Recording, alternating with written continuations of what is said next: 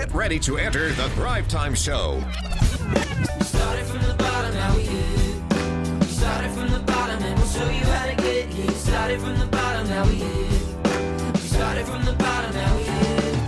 We started from the bottom, now we're on the top. Teaching you the systems to get what we got. Colin Dixon's on the hooks, I break down the books. Z's bringing some wisdom and the good looks. As the father of five, that's why I'm alive. So if you see my wife and kids, please tell them hi. It's the C&Z up on your radio. And now 3, 2, 1, here we go. We started from the bottom, now we here. We started from the bottom, and we'll show you how to get here. All right, Thrive Nation, welcome back to the Thrive Time Show on your radio and podcast download. For any of you just now finding our podcast for the first time, thank you for subscribing. Thank you for leaving us a review. And if you did already subscribe and review, or if you're going to subscribe and review, if you will just subscribe to the Thrive Time Show on iTunes and leave us an objective review, we will actually give you free tickets to our next in-person Thrive Time Show workshop. We've had people from Canada do this, people from Guam do this, people from Florida, people from New York, people from Mexico. We've had people from all over the world attend our conferences just like you, and they attended for free by basically just subscribing to the podcast and leaving us an objective review. And if you don't believe me, and I would encourage you not to believe me, type in Thrive Time Show reviews, and you can see over 600 video reviews from real people just like you who have attended our in-person workshops. And on our show, what we like to do is we like to interview guests that have been there and done that. Are they perfect? No. Are they always improving? Yes. But we want to interview real entrepreneurs who've really done it, because it's so easy to be a charlatan talking about the theories and talking about here's what you should do and here's a book you should read and here's the 27 steps for success and here's the 18 principles of management and leadership. But what does it look like when you really start a company? What are the most difficult challenges that every entrepreneur faces? And I have worked with so many entrepreneurs, and I can tell you 100% of the time when I meet a business owner, their toughest challenge is learning to manage people. And so today's guest, Dr. Joe Lai, the orthodontist, Dr. Joe Lai. Check him out at Kirkpatrick and Lai. That's klortho.com, klortho.com. He's going to talk to us about his journey to success, how he got started, and he's going to teach us his philosophy towards managing people, because he is uniquely qualified to do that. He's so good at identifying the different personalities and learning to manage people without his head exploding. Dr. Joe Lai, my friend, welcome back onto the show. How are you doing? Clay, it is wonderful to be here in the man cave. Yes. Very jealous. The man cave. And by the way, you are partially responsible for the soon-to-becoming edition called the Lampoon Lagoon. The Lampoon Lagoon that will be behind the Camp Clark and Chicken Palace. I'm excited. Thank you for putting in the swing vote there in that debate. I love it. Anything I can do for you to make it happen. Yes. Now, so what we're talking about today is we're trying to teach the listeners out there how they can start from wherever they are today and become successful. So I want to hear your story. How were you raised, and what was life like for you growing up as a kid? Well, I would say I'm pretty average as far as I was born and raised in the 1980s. My father immigrated from Vietnam. Okay. And my mother is Cuban. I would say, let's go back. She's 50% Cuban and 50% Chinese. My father's actually 100% Chinese. So, how did your mom and dad meet? That's the magic question I always get. Well, I always get, what nationality are you? So I gave you that. And they met because my father was on a merchant ship, and he would just sail around. And somehow he had a friend on the island of Cuba.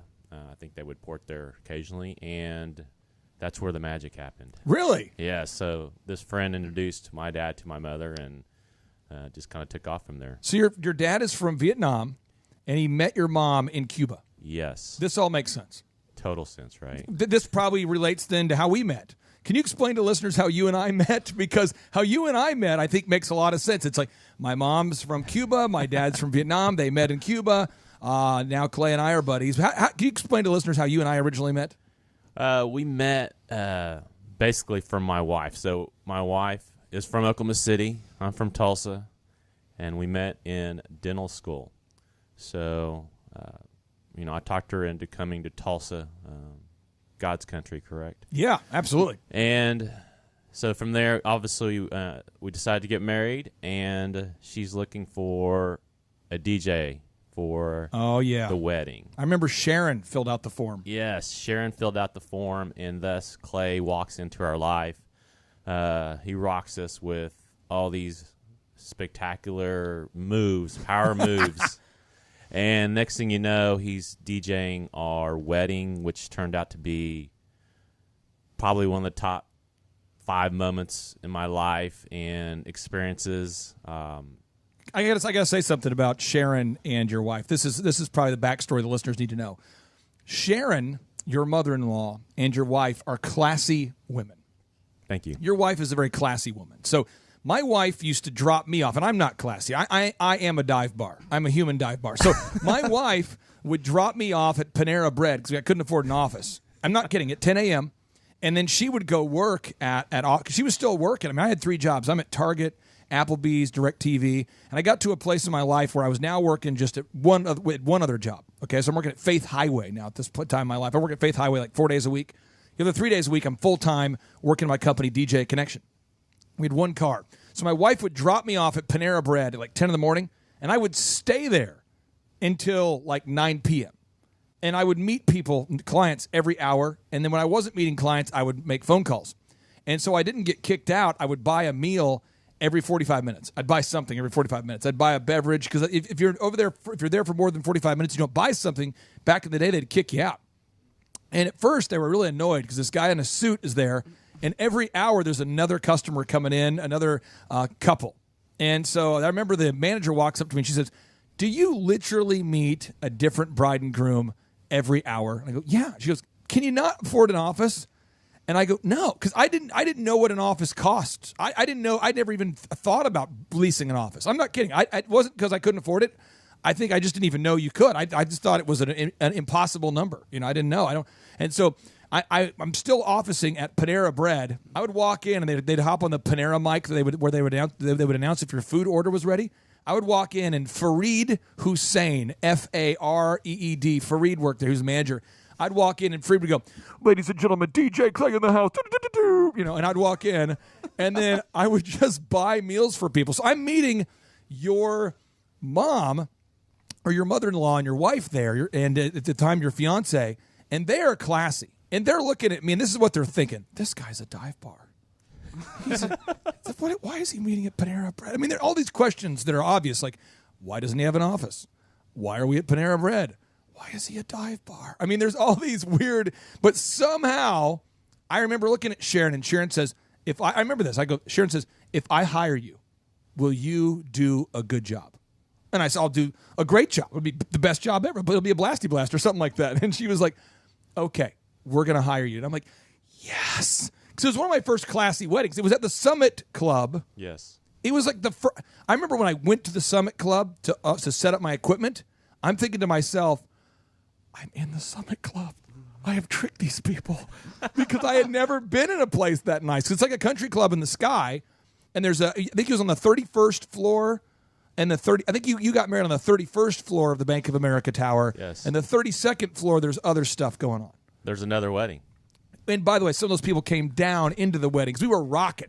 Yes. Can you describe? That is true. Can you describe any of the moments that you remember the most from that wedding? I remember your father-in-law hired Pistol Pete from the Oklahoma State mascot. Yes. Go Pokes. And he says to me, and he's a classy guy too. He says, "Here's the deal. In just a moment, Pistol Pete will be coming down." And I'm like, "Who's Pistol Pete?" Because I'm not from Oklahoma, I was born here, but I moved to Minnesota early on. So I'm like, "Who's Pistol Pete? What's going on?" He's like, "Well, that's the mascot. He's coming down." And so I got Pistol Pete. They have shrimp.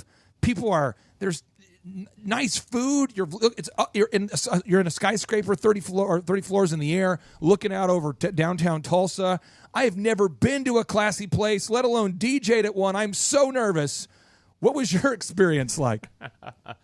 Well, at this point, I'm ready to kind of cut loose, and I have not planned much of this. So it's kind of an all-new thing. So I knew it was going to be a party.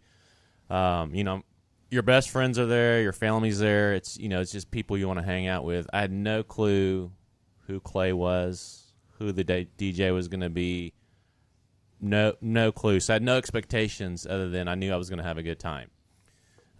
So, obviously the backstory on Pistol Pete. I'm a Sooner fan. I went to OU. My April's side of the family, they're all huge OSU fans. Right. All like 10 generations of OSU. So here comes this this lone Sooner with his friends, and I'm the outcast. So here comes Pistol Pete, though. So that was one highlight. Originally, the original highlight was when you introduced us, and I turned the corner, and it, like you said, I'm like you. I'm like NASCAR. I'm that fan. I'm not used to this stuff. So when I walk around the corner, it just looks like a movie scene. Right. And we're getting introduced. We come in. By the way, I get so nervous every single time I ever introduced a couple ever. I would always get super nervous because you only get to do it one time. Right. So you look at the sheet and it says Mr. and Mrs. Joseph Lai. Right. So you have to say, all right, ladies and gentlemen. Once again, ladies and gentlemen, family and friends, please stand to your feet. And the whole time I'm going, I don't want to mess this up. Please stand to your feet. Without any further ado, it's my pleasure to introduce to you Mr. and Mrs. Joe Lai. And I'm just, the music's playing and the Pistol Pete music's going. And it's just like, and the whole time, you just hope that the person who hears it receives it well. Because, right. I'm over there, Lai, and the music's playing. And I'm trying to like really, and then I remember I look at the couples, they walk in and everyone's cheering and I'm going, I hope they don't hate me. Because, I don't want to screw up the intro to your reception. Every single time, it was like the worst nerve-wracking experience. And then I remember your wife is like kind of a tough egg to crack, by the way. Your wife, she's classy, so she's always kind of, this is what your wife's thinking all the time. She's thinking, is this going to get her to screw up my wedding? Is he going to screw up my wedding? But then I was probably 30 minutes in. She kind of looks over and smiles, and I'm like, yes, she's happy.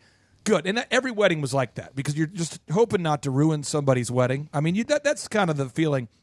When we come back from the break, I want you to share, after the wedding, how did you become an orthodontist? Or how did you become an orthodontist before the wedding? Talk to us about those early stages of becoming an orthodontist. And when did you decide you wanted to become an orthodontist? And because we have so many listeners out there who are doctors and dentists, and they're in medical school, they're wanting to become a doctor, or maybe they are a doctor and they have no patience at all. That's kind of a sad deal, where they go to medical school and they have all these degrees and all this education, but they don't know how to actually turn it into a thriving business. I want to tap into your genius. And for those of you out there who are not familiar with Dr. Joe Lai, I encourage you to check out his website at klortho.com. Dr. Joe, how many locations do you guys have now at KL Ortho? Or how many cities are you guys in? Or I guess what cities are you in now? Well, our main headquarters, the flagship, is in Tulsa, Oklahoma. Okay. And then we satellite once a week to Okmulgee. Okay. And Tahlequah. And we also go to Miami, Oklahoma. So Miami, Okmulgee, Tahlequah, and Tulsa. Yes. klortho.com. Check them out during the break. And by the way, if you want to save both time and money on your office supplies, and I know you do, go to onyximaging.com. That's onyximaging.com. No, I want to spend a bunch of time and money at Office Depot. I don't want to save money. Fine, if you don't want to save money, don't go to onyximaging.com. Once again, don't go to onyximaging.com if you don't want to save time and money. And now, broadcasting live from the box that rocks, it's the Thrive Time Business Coach Radio Show. It's time for higher learning and higher earning. Taking you to the top like we're hiking Mount Vernon. We're changing the mindsets like we're incense burning. Passing on the magic like our name was Irvin. Serving up that knowledge like I was a servant. And I cite what I say so you know I'm not a servant. It's Thrive Time Show, bringing the heat while fervent. Giving it to you straight in a world that's swerving. Stacking the cash, making the dash, earning the plaques, bringing it back. Bring me the track so I can get up on the mic and speak the facts. Stacking the cash, making the dash, earning the plaques, bringing it back. Bring me the track so I can get up on the mic and speak the facts. Thrive Nation, welcome back to the Daily Dojo of Mojo Fo Show, where we are focused on helping you to create both time and financial freedom. And today's guest is an orthodontist. He's a father. He's a husband. He's a great American. And his dad is from Vietnam. His mom is from Cuba. And his parents met as a result of his dad being on a shipping boat, if I'm correct. He was on a boat of some kind, a shipping vessel. And they go into port in Cuba. They meet there. And now you know the rest of the story. All right, so Dr. Joe, we were kind of dateline the time of your wedding or kind of before your wedding here. You're graduating. Did you already graduate from medical school before the wedding, or did you graduate after the wedding, or when did you finish medical school? Yeah, I finished actually dental school. I finished everything with my residency in 1997. 1997. Yep. And so, did you always want to be an orthodontist, or when did you decide, okay, I want to become an orthodontist? That process started in dental school. If I go back, kids ask me all the time, how'd you know you wanted to be a dentist?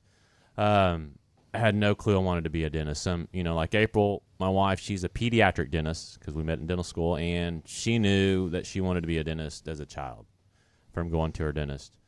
For me, I think what got the ball rolling is I actually worked for a dentist, which was my dentist, and I just saw his lifestyle. How he was always with his family, and had a nice house. Wasn't over the top, but just I liked his lifestyle.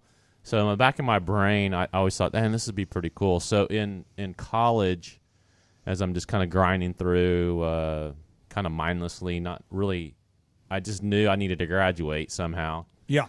And, my roommate kept talking about dental school. And so I think that just kind of kept resonating in my head. And one day I looked into it, researched it a little bit, and applied. And the next thing you know, I get an acceptance letter. So I get into dental school, and about the summer after my second year, I have one of the professors from the orthodontic department asked me if I wanted to do a research project. At that point, I really didn't want to do it, but he said it's a free trip to Orlando. Oh, free trip to Orlando, thinking, yeah. I'm all in. You're all in. You got to do it. Yeah, because, dental school is pretty taxing. I didn't want to, I had to add another thing to do. So that kind of got the ball rolling. I got to be friends with this professor. He started telling me more about orthodontics and straightening teeth, and the lifestyle, and how you deal with patients and your patient pool, and the more I got into it, it just made sense, so to speak, and it just kind of evolved organically. It wasn't like part of my plan. Some of my friends. I want to tap into this real quick. This because you grew up in a family where your parents were not orthodontists. No. So what did your parents? They were first generation immigrants, right? Your dad's from Vietnam. Your mom's from Cuba. Right.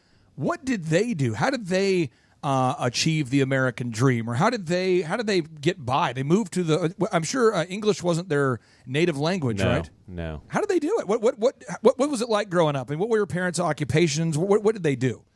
So they come over with literally with the dream, because you're leaving a communist situation where you're told what to do, things are taken away. So just the freedom is what drove them. Because when you've been stripped of your freedom, then you have a better understanding and appreciation of what this country was built on and what it's about. So that's where their drive came from. My father came in. He worked at a restaurant. Somehow he had these mad cooking skills, and right. he was a cook at a Chinese restaurant. My mom was a seamstress, and that's kind of what she did during the day. And I was, my early years, I was raised by my grandmother and grandfather, and your parents are just grinding. They're grinding it out. I get dropped off early, about 10 o'clock in the morning. I would guess. I can kind of remember a little bit, and they would pick me up at 8 or 9 o'clock at night, but it's just something I didn't know any different. It wasn't Yeah. a bad thing. I Right. just, to this day, my grandmother, I mean, she means the world to me. So at this point, my father, the thing about my father, he was very ambitious, and he had a dream, and he just knew that he wanted to open a restaurant on his own. Right. So after he kind of did the chef deal, he looks around and finds a town, Sapulpa, Oklahoma. Sapulpa. Yes. For those people out there the who are not chieftains. familiar with Sapulpa, Sapulpa is probably the leading tourist destination in America. Holy cow! I mean, if you're out there wanting to travel to a place where you can find cows and cattle, and you want to just look at, there's a lot of sod farms out there. There's a lot of people that have buses. Yes. And refrigerators, and they'll just put those on their front lawn and they'll let the vegetation grow Yes. through them and around them. If you want to see the number one tourist destination in Oklahoma, Holy cow! you want to come on out to Sapulpa. Google Sapulpa. There's somebody. Just Google Sapulpa. Learn about Sapulpa. Put the Sapulpa on the show notes so everybody can kind of get a little bit of a back. Because I want to make sure that people get this idea. So he found a town where he thought he could open up a restaurant that would do well, and that town was Sapulpa. Now, what kind of restaurant did he open up? So again, what you're saying, it's Middle America. At this time, if you came to me and said, "Do you think this is a great idea?" I'd probably say, "No, Dad." But he was so driven that, and like you said, this is back in the early '80s, and oil's doing well, so the whole economy in Oklahoma is it's literally booming. So my father, and this is on the outskirts of Sapulpa. The outskirts of Sapulpa. That's not even in the Mecca of Sapulpa. It's on the outskirts of Sapulpa. He opens up. It's a cafe. Oh, cafe. It's a cafe, old school cafe. They serve, breakfast, lunch, and dinner. This is American style back in the 80s. And so here comes this Chinese guy. And he decides, hey, I'm going to show you guys what Chinese food's about. Oof. So I think my dad is kind of like the P.F. Chang before P.F. Chang. And he opens up this, yes. Thrive can Nation, you when we feel it? return, we're going to hear the story of how Dr. Joe's father became the P.F. Chang before there was P.F. Chang. How he came here from the communist world of Vietnam and Cuba, and he brought that work ethic and that grind and started that business in Sapulpa, the number one tourism destination in the world. Stay tuned. Broadcasting live from the center of the universe. It's Business School Without the BS. Featuring optometrist turned entrepreneur, Dr. Robert Zellner, with USSBA Entrepreneur of the Year, Clay Clark. It is the Thrive Time Show. Let your boom begin. Where we drop knowledge bombs for you in Portland. Teaching and proving systems to make your ends so you can produce the greenery like all the Oregon. Sue will call you Franklin cause you got Benjamins. We'll call you Ben Pearl cause you just bought a Benz. And then you'll be bragging to your wife and kin. Said your wallet's overweight but it used to be thin. Comes away, this is Clay broadcaster with the Zen. With the focus locked in like San Quentin. Can I get a B to the O to the M? You've heard the rumors, he is I and I is him. He be the Z and I be the C. Now it's teaching business skills from Clay to Z. We both grew up poor, but we're poor no more. The goal of the show is to help you soar.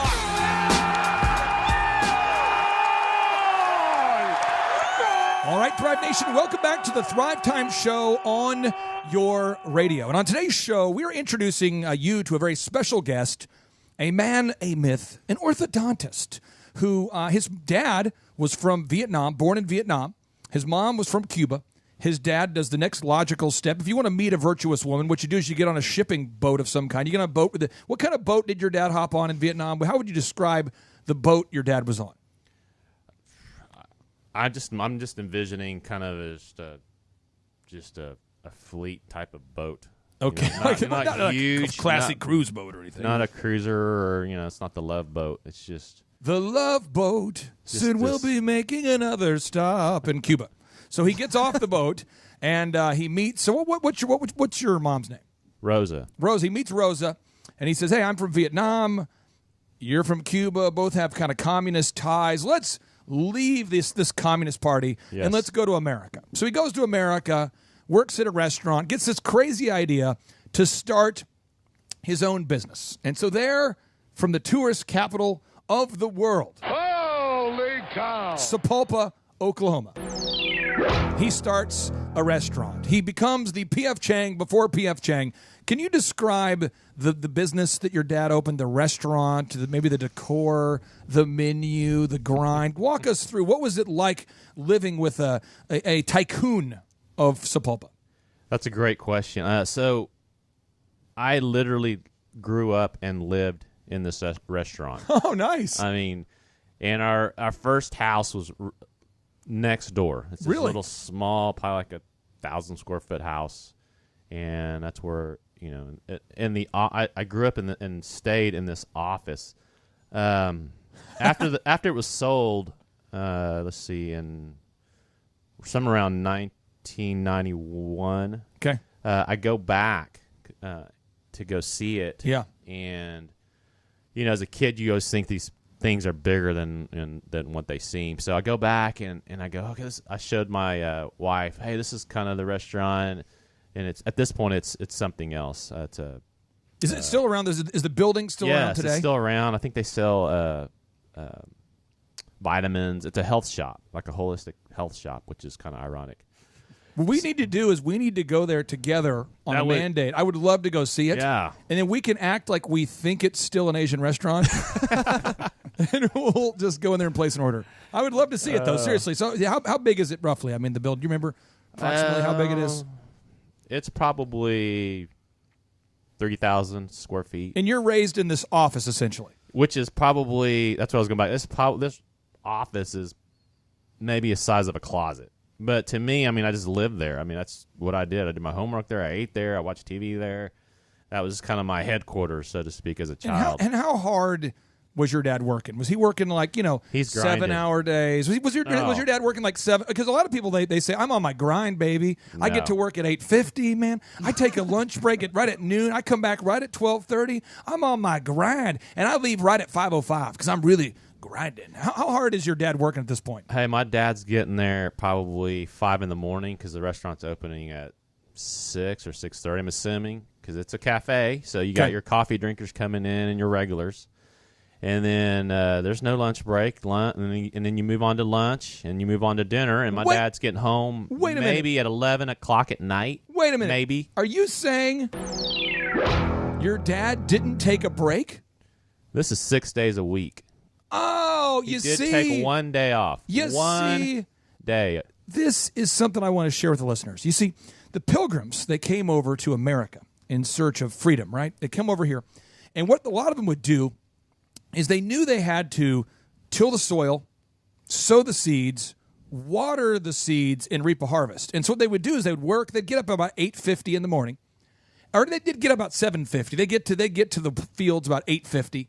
They'd start sowing seeds. And a lot of them, if they've had like ADD or OCD or any type of, if they were ever offended, they would say, well, Brother Hezekiah, I'm not coming to work tomorrow. And they'd take massive lunch breaks. A lot of them would spend most of their day on Facebook, and a lot of them only worked on the days they felt good. And about half of them realized there was such a large welfare state available that about half of the Pilgrims didn't work at all. They didn't work. And they realized there was going to be a government that would support them. So if they were lazy, they knew that the government that was established, that consisted of about 200 people, would just take money from the other people and take about half of their checks and give it. So there's this the initial Pilgrims. That's how we built our country, was just taking a bunch of lunch breaks, talking about being offended. We all had different mental ailments and forms of anxiety. A lot of us said, I have carpal tunnel. I can't possibly sow the seeds today. No, we didn't do that. And anybody who's a first-generation immigrant, they get it. And I'm just telling you, this is one thing I respect about you is you guys, I tell my clients all the time, I said, you have to work like an immigrant. If you're going to start a business, you do have to work like an immigrant, but you don't have to stay that way. You can think about how you want your life to be different. So I want to get into your mindset on that, Dr. Joe. When being raised by a first-generation immigrant, essentially being raised out of a restaurant, seeing your dad work like that, how did that impact your worldview? For the better, for the worse? How did that impact, seeing your dad work like that, how did that impact you? Well, there's good and bad to it, Clay, because, my dad, he only knew one way, and that was, he's grinding it out. And, the way he was raised, he was from a family of 10. My mom was from a family of 8. So from an early age, I'm assuming that he just, in the way he kind of did things on his own, so to speak, he just kind of was a grinder. So what I did learn from him just through the process of living it is just the will of just finding a way, so to speak. He just found a way. Right. To him, there were no problems, because I just always remember if there something needed to be done, he just got it done. Like, he didn't worry about what people thought, what obstacles were in the way. Did he take a lot of sick days? Did he talk about being offended a lot? I remember one time him not going into work for a week, and it's because he was shoveling snow in the parking lot, and he fell and he broke his hand.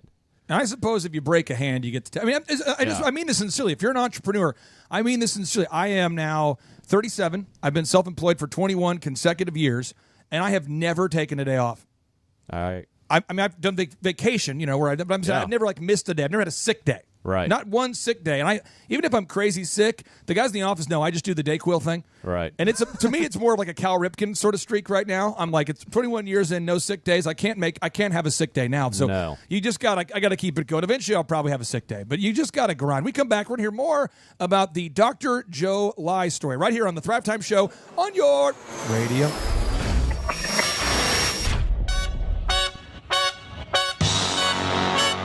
Attend the world's best business workshop led by America's #1 business coach for free by subscribing on iTunes and leaving us an objective review. Claim your tickets by emailing us proof that you did it and your contact information to info@thrivetimeshow.com. All right, Thrive Nation, welcome back to the Thrive Time Show on your radio and podcast download. From Vietnam and from Cuba, Dr. Joe, his parents are from, his dad is from Vietnam, his mom's from Cuba. They came to America, and they started a restaurant in the sprawling, beautiful metropolis known as Sapulpa, Oklahoma. Which, for those of you who don't know, Sapulpa, Oklahoma, let me speak the Sapulpan language to you. This is, if you were in Sapulpa, like if I were to say to you right now, hey, do you know where the bathroom is? The Sapulpa translation would be, hey, man, do you know where the bathroom is there? By God. And you want to say by God to end the statement because you want to indicate you have a relationship with God or you believe in God. By God. And a lot of times in Sapulpa, like if I were to say to you, like, hey, do you know where my shoes are? The Sapulpa translation would be, well, I'll tell you what, I'll put a pot knot on your head if you ain't going to show me where my shoes are. I mean, Sapulpa is kind of a redneckian meets people that aren't redneck communities. I mean, Dr. Joe, isn't it right on the threshold of Redneckville? Is that how you would describe Sapulpa? Because it's right there where it's on the division where the rednecks, there's not as many rednecks, but there still are a few redneck outposts. I mean, would you describe Sapulpa that way? That's pretty close at the time because, in the 80s, it was very Western. Hey, man. Now it's more of a suburban community. Yes, now it is. Right, and so your dad started an Asian restaurant there. What was the name of this restaurant? It was called the Oriental Steakhouse. Yes, the Oriental Steakhouse. So we're going to go there mentally. The Oriental Steakhouse. Yes. Here we go. Did your dad play overhead music in this place? No overhead music. Okay, that'd be too over the top. How did he come up with the name for the Oriental Steakhouse? I don't know. I have to ask my mom. I never asked her that question. It was just we called it the Osh, the Oriental Steakhouse. The Osh. The Osh short. The Osh. Now, here's the offensive questions I want to ask, and I'll ask them all in a row, and that we can move on. Okay. Here are the offensive questions. You're Asian. Yes. When I did commercial real estate, when an Asian person would call about leasing space, I want all the listeners to know this is true. This is real. You talk about this is real stuff. When I did commercial real estate, if we got a call from an Asian who wanted to lease space. All of the commercial owners, because if you want to lease space, you're going to lease space from a landlord. And I mean this without exception.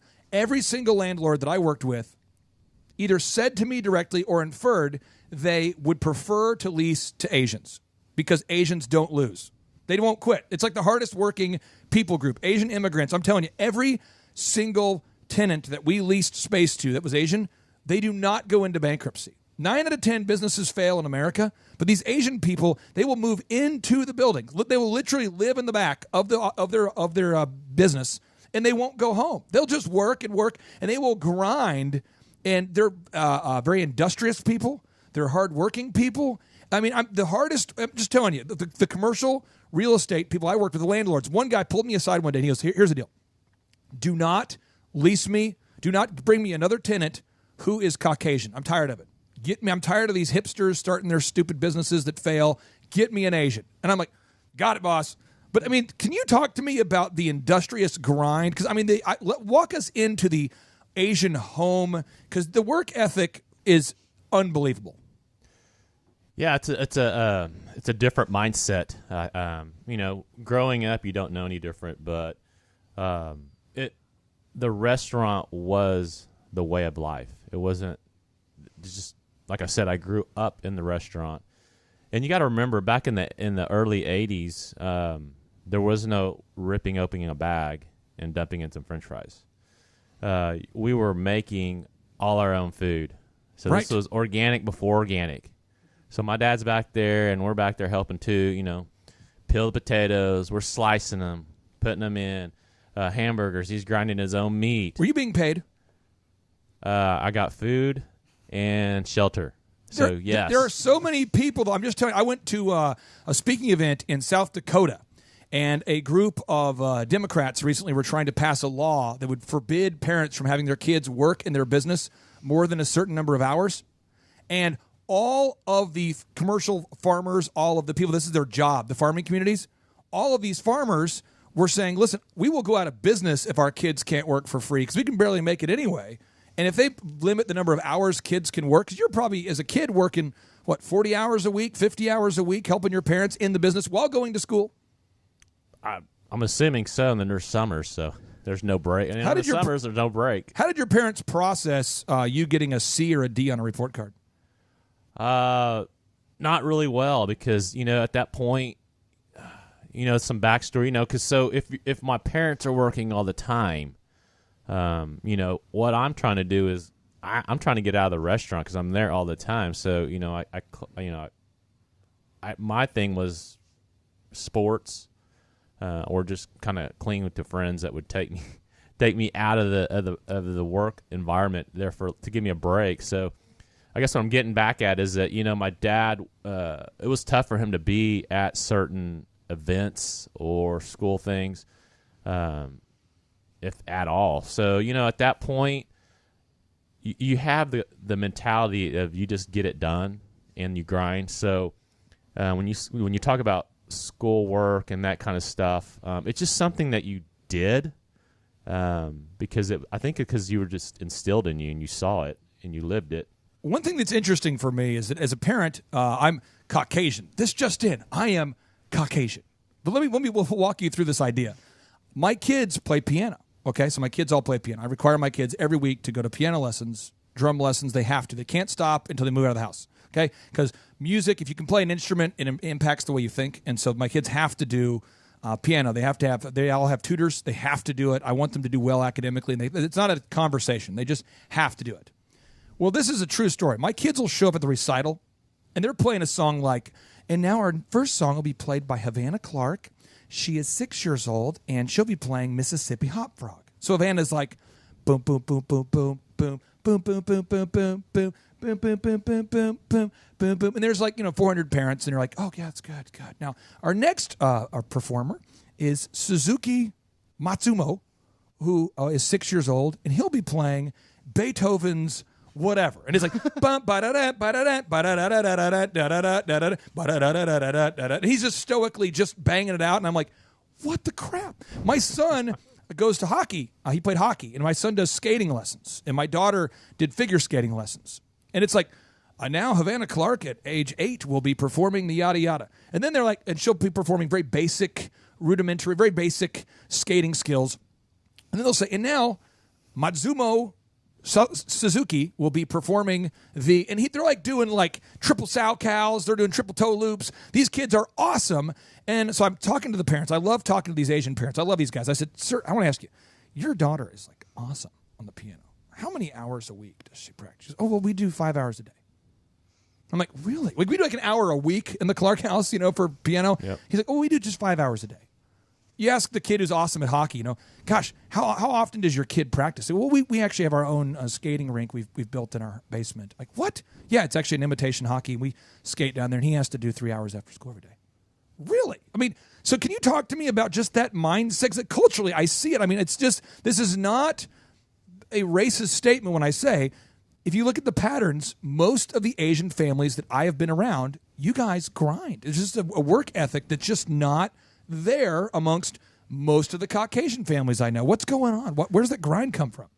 I can just speak from experience. I think what you're going to find in the Asian is that they take the emotion out of it. Okay, so Yes. you can't come in and go, like you said, I feel bad. Okay, so you feel bad. Okay, we acknowledged it. Then you move on.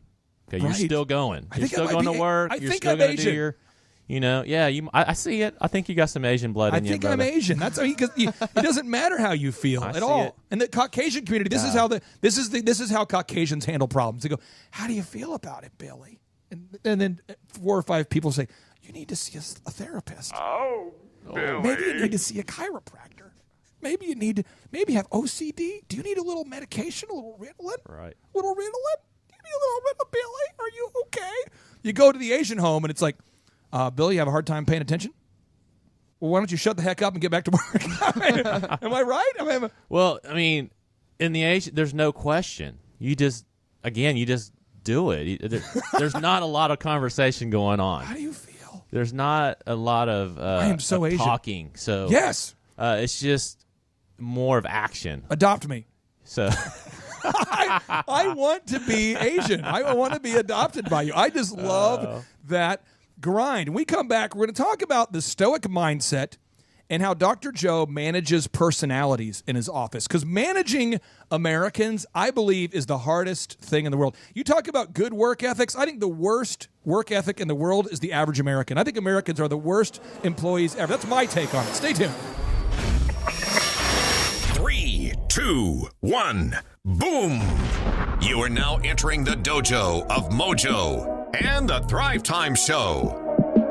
Thrive Time Show on the microphone. What is this? Top of the iTunes charts in the category of business. Drilling down on business topics like we are a dentist. Providing you with mentorship like you are an apprentice. And we go so fast that you might get motion sickness. Grab a pen and pad to the lab. Let's get in this. It's time to bear some fruit like some Florida oranges. 3, 2, 1. Here come the business ninjas. Sonic boom. All right, Thrive Nation, welcome back to your daily dojo of Mojo Faux Show. And I'm going to say some very controversial things next. And the things I'm saying are going to be all supported with facts. And so I'm going to have Eric Chupp put them on the show notes. Chupp, are you ready for the phantasmagoria, the cornucopia of negativity? But, oh my, no, I'm not, but let's do it anyways. Here we go. My thesis is that the average American employee is terrible. So anytime we have a president that gets up and says, pandering to the crowd, America, we have some of the most industrious, hardest working people in the world, I would say, if I was running for office, which is why I would never win, I'd say, Americans, how are you guys? Good to see you guys. 75% of you, according to the U.S. Chamber of Commerce and CBS News, 75% of you here today steal from the workplace. 70, that's exciting. So I need the 25% of you that don't steal to go ahead and vote for me. Now, real quick, we also have, according to Inc. magazine, and by the way, I want your vote. Please vote for me, Clay Clark, for president here. According to Inc. magazine, over 80% of you lie on your resumes. Yes, what great people we have. Now, also, according to the Washington Post, all the men out there, this is for you guys. I'm so excited for you guys.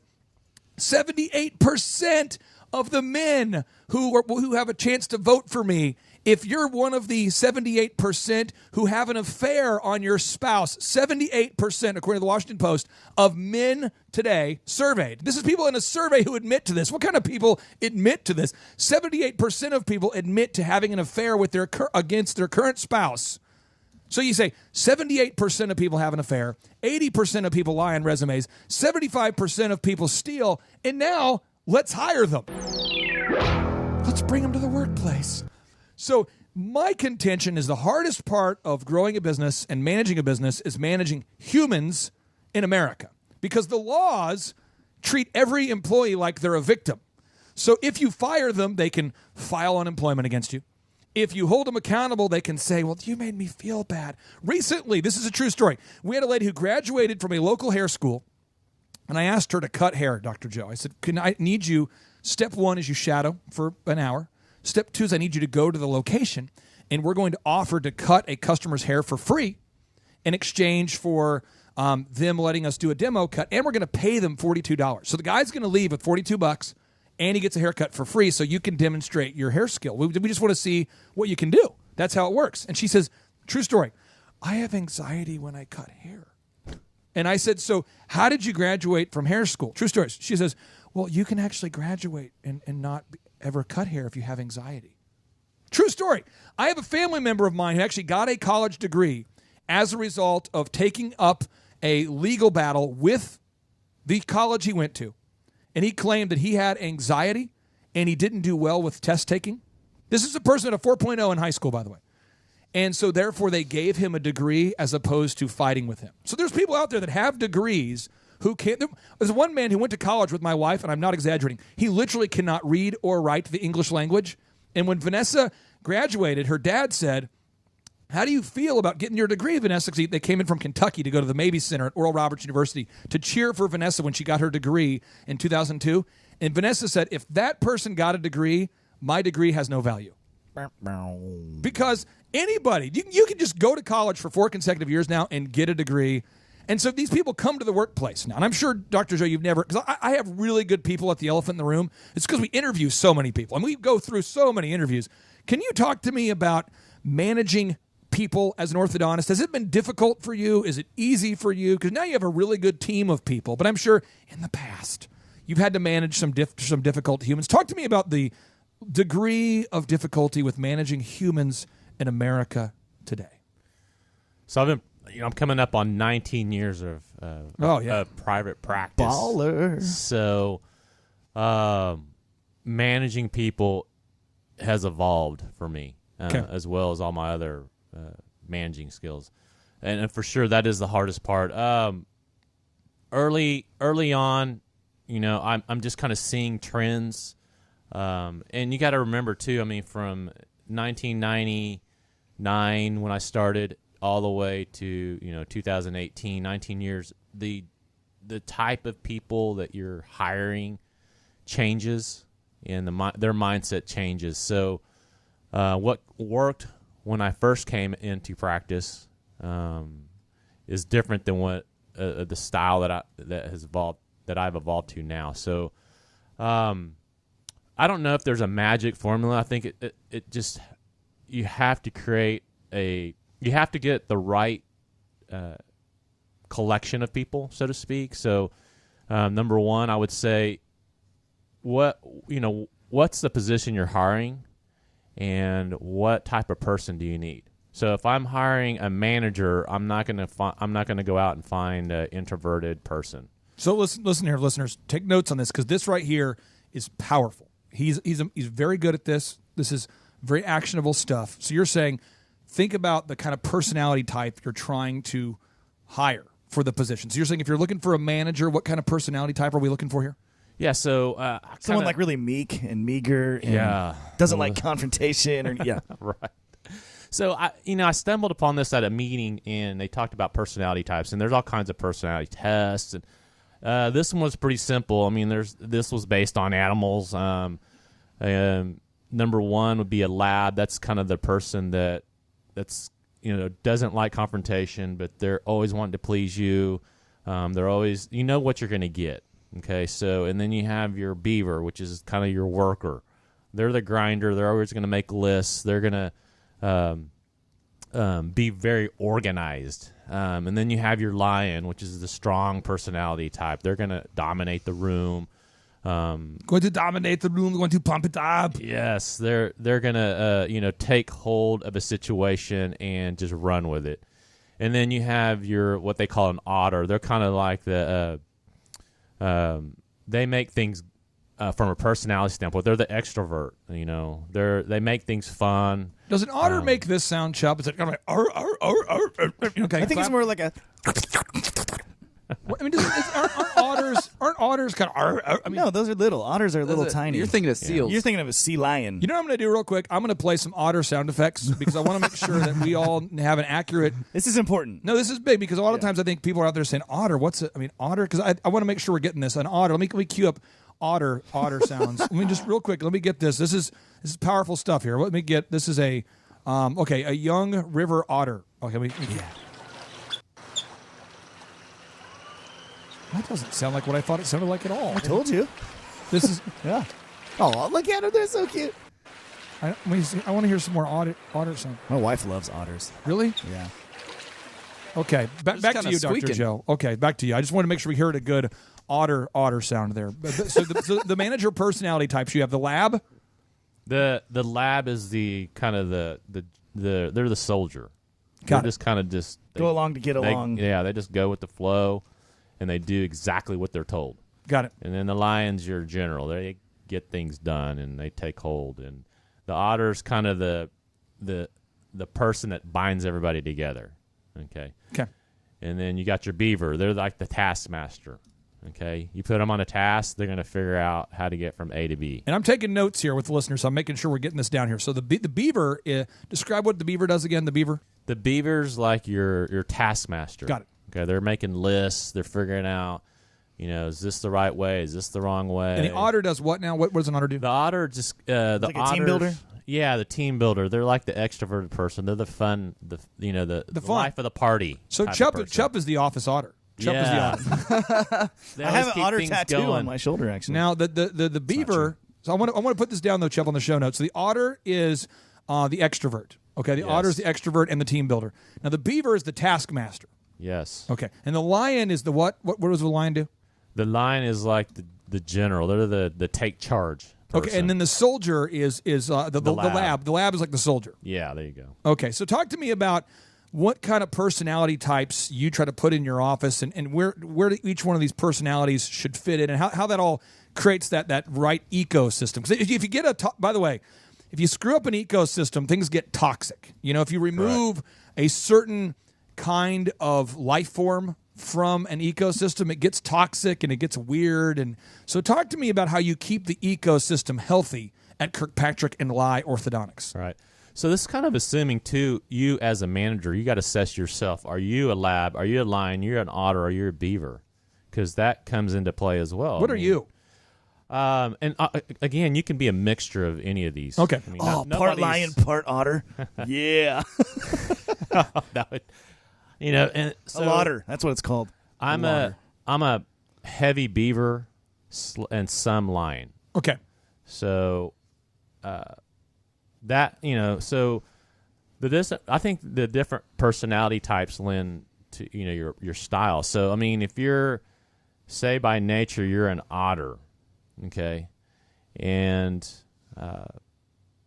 as a manager, you're always going to make things pretty lively in your office, but you might be lacking in the managerial skills or the enforcement skills. Discipline and people or- discipline. Yeah, so you might they'll be like, man, I love working for him, but he doesn't show up on time every time, Or not everything's getting done. or yeah. whatever, yeah. So then, for that person would probably really need a super strong line to stay on top of them Okay. yourself. So, so that's kind of, you got to assess yourself first, I would believe, to figure out what works for your system. So now let's say that you have a business, Okay. and most of our listeners have a business with, we have a lot of listeners who are startups. We have, I'd say the vast majority of our listeners have a business with probably 10 to 20 employees. The average Yeah. American business, according to Forbes, 65% of the jobs that have been created in the past decade have been created by small business owners. So that's people that have less than 50 employees. Where I think it starts to get weird is when you have, let's say, an orthodontic practice, and you have people that just cannot grasp the concept of showing up to work on a consistent basis. People that just cannot string together 5 consecutive days of being at work, or people that just cannot be on time. And at a very basic level, I mean, anarchy will become the normal if you don't become an effective manager. I mean, Chubb, how many clients have you coached where have had a problem with managing people? All of them. Like literally every single client. And what kind of problems do they have with managing people? It depends on, like Joe was saying, the role that they're in a lot. A lot of times they get these real bulldog managers, but then these people don't know how to connect and build a team. They don't have any of these otter characteristics. Or they have a problem managing themselves. So they haven't controlled their own life first, and then they try to manage other people, and there's that chaos and anarchy you're talking about. Sean, you've coached with clients. The clients that you've coached with, have you ever had a client you've worked with have problems with managing people? Yeah, definitely. It's like Chubb said, it's like almost all of them for one reason or another, because like Dr. Joe was talking about, they all have different strengths, but a lot of times maybe the business owners don't know kind of what their strengths are and haven't ever evaluated any of them, their employees on those. On a very basic level, if you're struggling to get people to show up to work on time, you're struggling to get people to make an outbound sales call, you're struggling to get people to not steal, you're struggling to get people to not fight with each other, you want to stay tuned because we're going to deal with all of those issues from the not self-proclaimed, I'm proclaiming, the management guru, Dr. Joe Lai, because he's not out there writing books about management. He is managing people. He's not theoretically teaching you how to do it. He actually does it. And so you want to stay tuned. It is the Thrive Time Show on your radio and podcast download. Stay tuned. 3, 2, 1, boom! You are now entering the dojo of Mojo and the Thrive Time Show. Thrive Time Show on the microphone. What is this? Top of the iTunes charts in the category of business. Drilling down on business topics like we are a dentist. Providing you with mentorship like you are an apprentice. And we go so fast that you might get motion sickness. Grab a pen and pad to the lab. Let's get in this. It's time to bear some fruit like some Florida oranges. 3, 2, 1. Here come the business ninjas. Sonic Boom! All right, Thrive Nation, welcome back to the Thrive Time Show on your radio and podcast download. We're talking today about something that is very, very hard to do until you learn the principles, and then it becomes super easy. And that is managing people. And so what I wanted to do for today's show is I wanted to bring on somebody who's a management expert. And you say, have they written books about it? No. Do they speak on it? No. How are they an expert? Well, they've actually run a business. For how many years have you been a partner with Kirkpatrick and Lai Orthodontics there, Dr. Joe? This fall will be 19 years. And if you go into Kirkpatrick and Lai Orthodontics, they have a really well-managed team. Are they perfect? No. I'm just saying objectively, as a consumer, I've had many of my friends and family, and my own daughter goes to Kirkpatrick and Lai Orthodontics because there's no jackassery.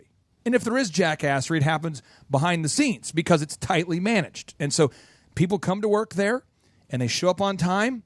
They keep the place clean. You don't have massive health code violations every day. You're not doing it. You walk in there, it feels credible, and it feels safe. It feels clean.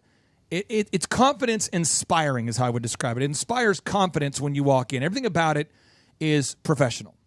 So behind the scenes, though, they have to manage people, get them to show up to work on time, get them to be honest, not to steal, get them to have to manage people. And they've done a great job of assembling an all-star team, but that did not happen overnight. It's taken years to build that team. So, Dr. Joe, can you talk to us from your perspective? What has been the hardest part of building that great team you now have at Kirkpatrick and Lai? It's figuring out who your employees are and how do they best fit in the roles that you have.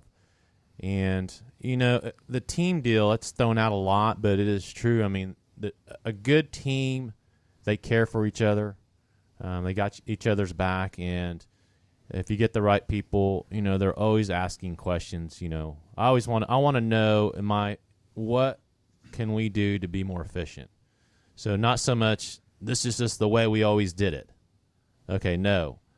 What can we do to make your job more efficient and get things to run more smooth?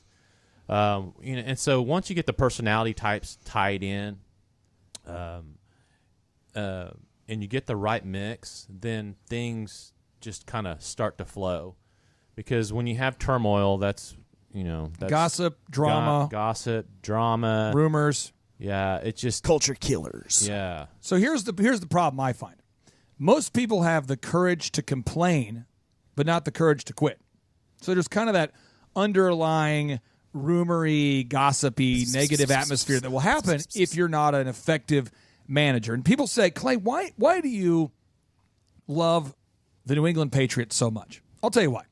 Because every year, Bill Belichick has a salary cap like every other team.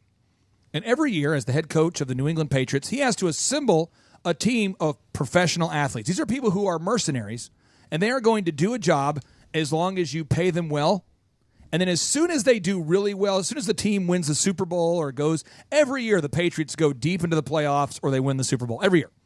And when they go deep into the playoffs or they win a Super Bowl, their star receiver, who, by the way, was a nobody 2 years before, says, I don't want to play anymore unless I get a huge check. And they can't pay everybody a huge amount, so they have to then trade them or cut them or move on. So every single year, the mastery of Bill Belichick is every year. You understand, if you win a Super Bowl, they make or if you go to the Super Bowl, they make your schedule the next year the toughest it can be to make parity happen. Right. The NFL makes your schedule super hard the next year, and they take away draft picks. So you get the worst draft picks and the toughest schedule in the event that you are successful. That's why no one can string together 5 years of success, let alone 20.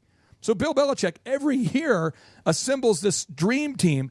And I love professional sports because it is so similar to running a business. Your people, as soon as they get good, your competitor will come into your place of business and try to hire away your top talent. So I want to ask Dr. Joe this question. What has been the hardest part when managing people, where you say to yourself, gosh, I didn't realize, because I think my wake-up call is the first time I realized that all of the men working in my office were stealing from me. All of them.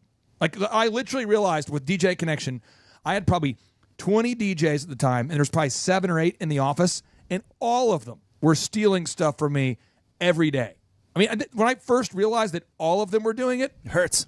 I thought there was just one, and then there was just 2, and I found out they all knew about it. Then I discovered, well, if they all know about it, they're probably all doing it. And then I realized every single employee I have here is stealing from me. That was my biggest wake-up call, my biggest kind of a welcome to business moment. I mean, that's when I realized, oh no, Darth Vader might be real. I mean, it was just when I realized, Santa smokes? Santa? It was like you go to the mall to get a photo with Santa, and then you see Santa out back. I'm on break, kid. Just smoking. And that's how I felt. I'm like, is Santa smoking? That's not real Santa. There's lots of Santas. Oh, I mean, just that mind-wrecking moment. Do you remember, as a manager, the first time where you thought to yourself, this is a lot harder. This isn't about just teeth anymore. Joe, do you remember that? Yeah, for sure. I mean, now the orthodontic part's the easy part. It's the official managing and all the marketing and all that kind of stuff. But, from a management standpoint of people, as time has progressed, is finding and being able to keep people motivated. Once you find, how do you do it? How do I keep them motivated? Yeah, how do you keep your team rowing in the same direction year after year? Yeah, again, finding the right people, and then also yourself. I mean, I have to find ways myself when I go in to keep them motivated. With my attitude and my actions and that kind of stuff, because, I mean, at the end of the day, your name's on the sign, and you're the leader of the pack. But I'm not a micromanager, so I don't sit there and just try to tell people what to do and stay on top of them that much, because I do want in my office give people freedom to make things happen and have their own personality. of how they do things. And I would just say my anecdotal little comment here from the outside, looking at it objectively. You pretty much have a jackass-free zone, therefore that works. But I think there's a lot of people, a lot of our listeners, who've messed up and hired their daughter or their son or their wife or their husband or somebody they know, a friend from college, and they are a jackass. And they don't want to be honest with the situation. So when you have a jackass on your team, then you have to micromanage. You got to stand behind them all the time. Right. You got to police them all the time. What are they You gotta- doing? What are they saying? You Right. know? So we come back. I want to talk about time freedom now. I want to move into time freedom and financial freedom because Dr. Joe and I share the same philosophy that business exists to create time freedom for your family. And I want to, that's a mindset that very few people agree with, but I want to talk about time freedom, financial freedom, faith, family, finances, and balancing all of that. Stay tuned. It's the Thrive Time Show on your radio.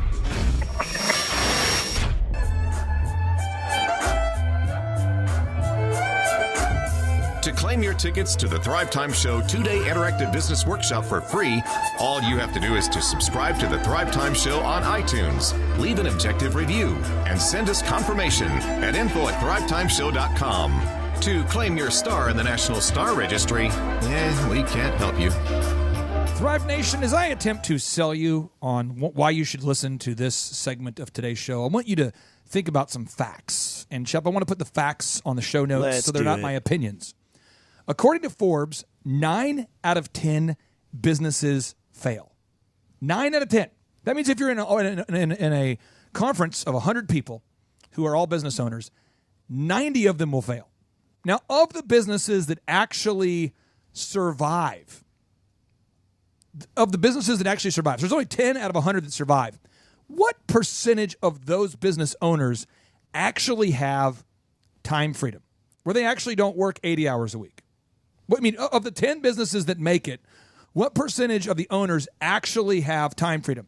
And there's not enough data out there for me to give you a statistic. I can just say, having coached thousands of businesses, either at conferences or workshops or one-on-one, I can tell you, I believe that less than 3% of business owners ever achieve financial freedom Absolutely. or time freedom. Yeah. Because I see business owners that have financial freedom, but they don't have time freedom because they've bought into the lie that they need a bigger house, a bigger car, a bigger business. A bigger house, a bigger car, a bigger business. They never get to a place where they say, I am thankful for what I have, and now I will focus on my family. So they spend their entire life chasing their dreams only to come back at the end of their life with regret and want to be home with their family. Yeah, and it's a crazy thing to see someone who's trying to run and grow a business, but when the better the business does, the worse their life gets. Age 27 was when I stopped chasing my dream and realized that my dream was to have a great family. Right. And I had already achieved my goals. So DJ Connection, the guys wanted to take it national. We were in Dallas, we were in Kansas City, and I realized I don't want to go anywhere to expand. In fact, I want to contract. And I remember telling Vanessa, I want to go down from, instead of doing 4,000 events a year, I want to do like 400 events a year. And I just want to live on land and be away from humans because I don't want more people to manage. We're already financially free. I just want to have time freedom. I just want to be with you. I don't want to be with them. I'm spending my whole day. I married you. I'm spending my entire day with them. Why am I spending my time with them and not with you? I want to mentor my own kids. I don't want to mentor all my employees all the time. I don't want to deal with unemployment all the time. So that's why, like, our Thrive Time Show business coaching program, we'll never grow it beyond 160 clients because I don't want to make it bigger. Right. I don't More want to do people. that. More people, more problems. And there's one guy who, one of my clients, one of my friends that I've worked with for years that shares this worldview, and that's Dr. Joe Lai. Dr. Joe Lai, can you tell me how you balance faith, family, and finances? Talk to me about the priority of faith, family, and finances, because you have a countercultural worldview that I share. Yeah, I kind of had an epiphany. I call it a conversion. This was about 4 years ago. Yeah. Where my spiritual life, my family life, and my work life just were in turmoil. But with this conversion in my spiritual life, I realized that area was lacking. And when that area was lacking, nothing else was working. So once I got my spiritual life in order, I realize that it applies to all aspects of my life, my family and my workplace. So from there, it's not that my business took a backseat. I always tried to balance them, but there's only so much time, like you said, that you can give to each one. So if I had to rank order the three, I would go, my spiritual life is number one, because that's the engine. That's what makes things work. So the faith is first. Faith is first. Family is second. Yep. And then my business life is third, which is kind of doesn't make sense in what we're talking about, because we're talking about business systems. See, and this is the thing is, I think my entire reason for doing this show, and if people who listen to the show consistently will figure that out, my entire goal is to help you have success, to create time freedom and financial freedom. So as an example, this is how I process things, and you do too. So this is an example. Recently, I got asked to speak in Oklahoma City. They said, we'd like you to come speak. And I said, okay. Talk to the person. I was kind of frankly frustrated that I was on the phone with the person. And I said, I just want you to know I appreciate you very much, but I'm not going to speak. And they said, well, we have a $10,000 honorarium available for you. If it's a money thing, we could probably raise that up a little bit. And I said, I can't. I don't want to speak. He said, but you teach entrepreneurship. This is a group of entrepreneurs. I mean, this is your people. And I said, I know, but I have a podcast, and the reason why is because I want to teach people entrepreneurship. Yes, and if they tune into the podcast, they can do that or come to the workshops. But I don't speak. And they're like, but you could grow your audience. I'm like, I don't know if it makes sense to you. I don't want to grow my audience. And they're like, you don't want to grow your audience? I'm like, no. Recently, an employee said, why don't we get more involved on Instagram? There's this thing on Instagram where we could get up there and we could make this go viral, and we could boost this YouTube video to get more clicks and more likes and more downloads. And I explained to people all the time, I said, I don't want to make more money. And this is where Dr. Joe and I, where our relationship, to me, this is the spiritual aspect of our relationship. And I've never shared this with you, but I stopped DJing because it was not conducive to me having a good family. Because I DJ'd every Friday, every Saturday, every Sunday, and every single holiday. I even DJ'd one time on Christmas morning. I've DJ'd every holiday. I mean, every New Year's Eve for years. And so I had retired from DJing. And this crazy guy over here, Dr. Joe, I think it was your wife called me. And she said, could you DJ one more time? One more time. And I hadn't DJ'd in years. And I'm like, I love Dr. Joe. He's a good friend of mine. I would do it for you, but nobody else. So I come home, I tell Vanessa, I'm going to DJ one more time. She says, what? Don't you do it.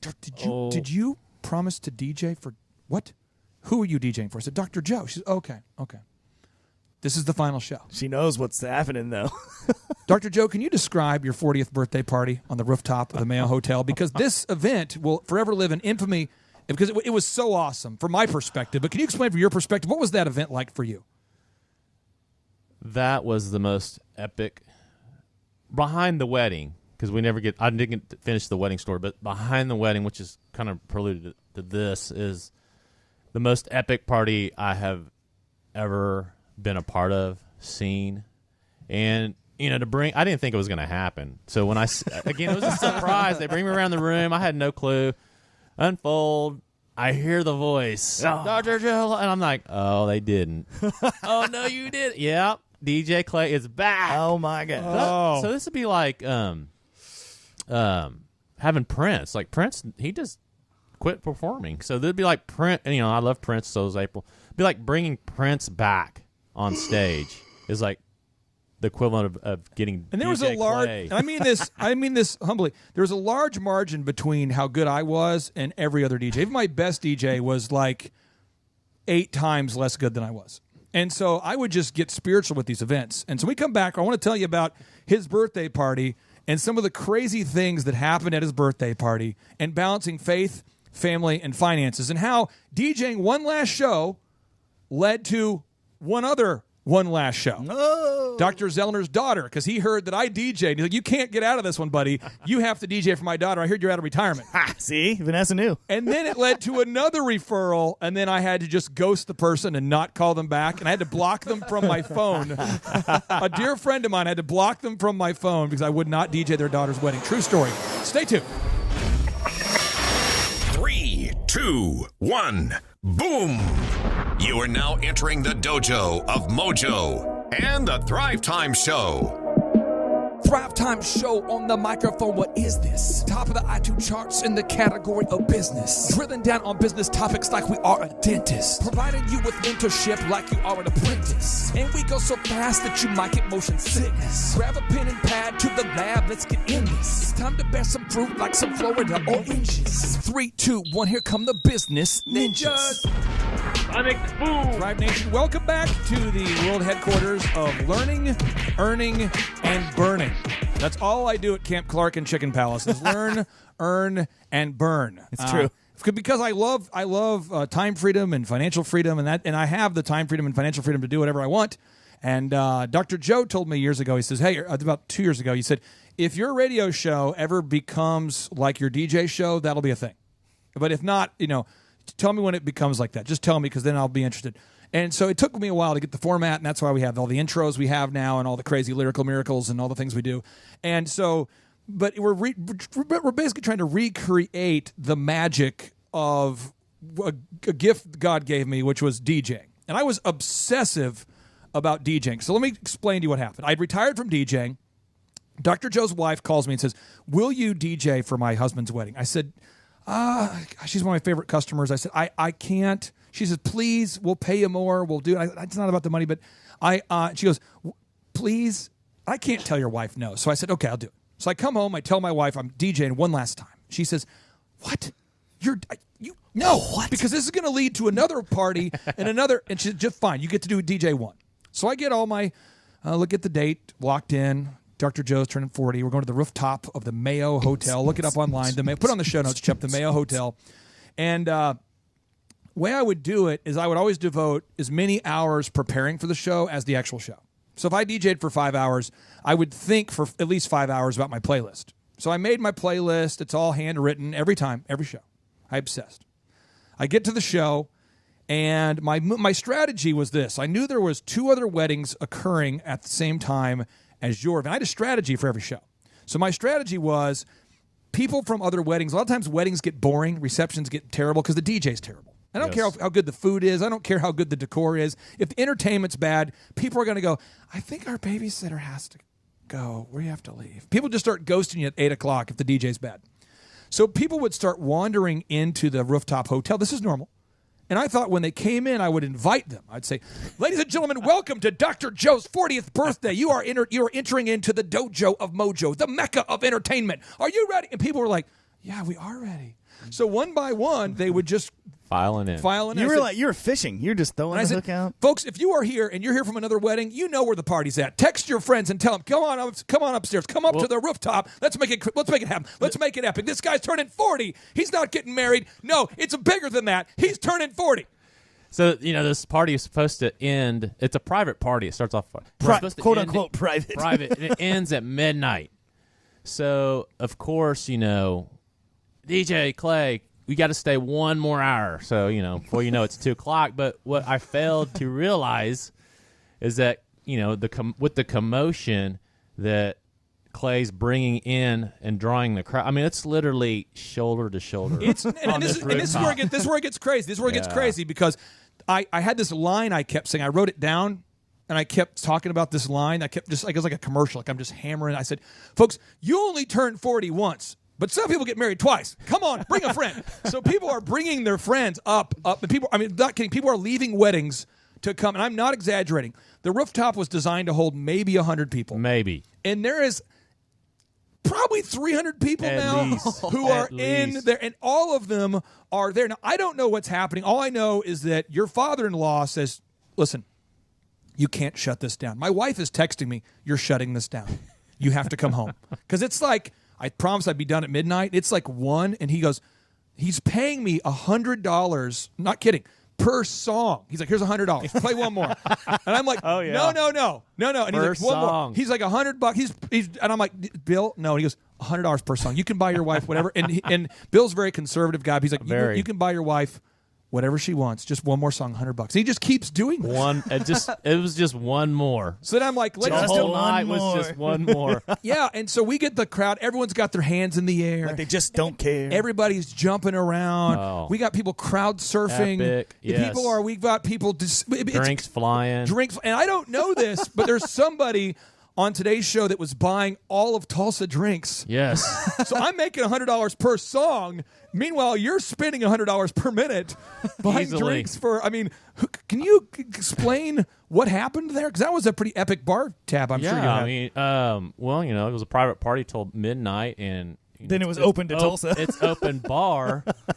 Well, we forgot to shut the bar down at midnight, so I literally bought all of Tulsa drinks, which I'm still paying for on that one. Take out a mortgage. I had to take out. I have a whole separate credit card bill on that one, and I'm still paying down. But 7 it years was, later. you know what? It was well worth it. Now, here's the problem. People at your party were mentally present because smartphones didn't exist yet. No. You had a phone, and if you were at the place, you were at the place mentally. Being this just in. This is an idea that maybe someone should marinate on. Oh, Being present is a present. with a bow.